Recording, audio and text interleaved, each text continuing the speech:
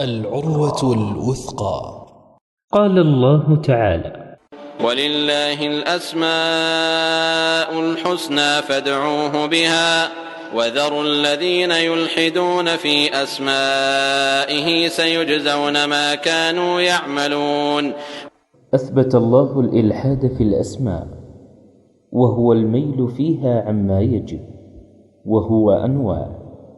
النوع الأول أن يسمى الله بما لم يسم به نفسه. النوع الثاني أن ينكر شيئا من أسمائه عكس الأول.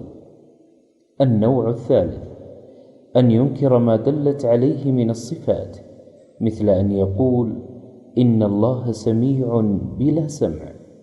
النوع الرابع أن يثبت الأسماء لله والصفات، لكن يجعلها دالة على التمثيل. النوع الخامس أن ينقلها إلى المعبودات، مثل أن يسمي شيئا معبودا بالإله، مثل العزى من العزيز.